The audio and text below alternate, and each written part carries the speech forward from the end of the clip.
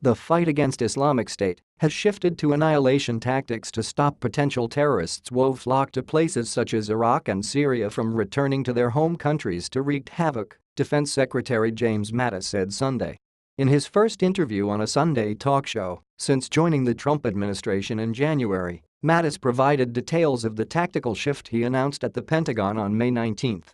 "We have already shifted from attrition tactics, where we shove them from one position to another in Iraq and Syria," Mattis said on Face the Nation on CBS.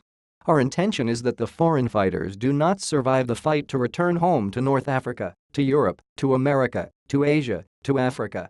The comments followed a week when the Islamic State claimed responsibility for the May 22 suicide bombing in Manchester, England, that killed 22 people.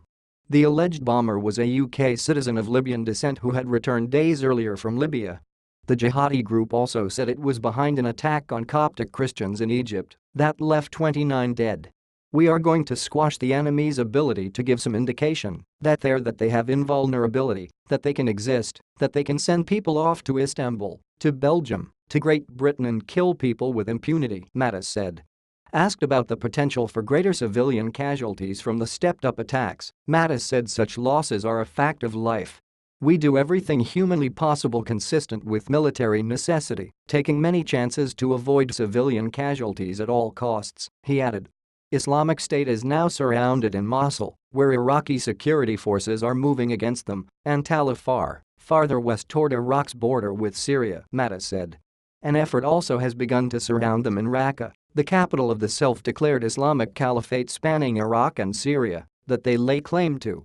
"After members of the jihadi group are fully surrounded, we'll go in and clean them out," Mattis said. "The bottom line is we are going to accelerate the campaign against ISIS," he said. "It is a threat to all civilized nations. And the bottom line is we are going to move in an accelerated and reinforced manner, throw them on their back foot." He said the U.S. plans to strip them of any kind of legitimacy and deny any country from providing Islamic State with any degree of protection as well as dry up the group's fundraising. Donald Trump, in a May 21 speech in Saudi Arabia during his first foreign trip as president, urged Muslim nations to eradicate terrorism and send its wicked ideology into oblivion. "This is going to be a long fight," Mattis said on CBS. "The problems that we confront are going to lead to an era of frequent skirmishing. We will do it by, with, and through other nations. The U.S. has delegated more authority to commanders in the field but hasn't changed its rules of engagement," Mattis said. "Delegating the decision-making to the lower levels will also improve efforts to prevent civilian casualties," Mattis said. The retired U.S. Marine Corps general, 66, sometimes known by the nickname Mad Dog, said war with North Korea, if it transpired, would involve probably the worst kind of fighting in most people's lifetimes. Despite the threats facing the world and the U.S., Mattis was blunt when asked what keeps him awake at night. "Nothing," he told CBS host John Dickerson. "I keep other people awake at night.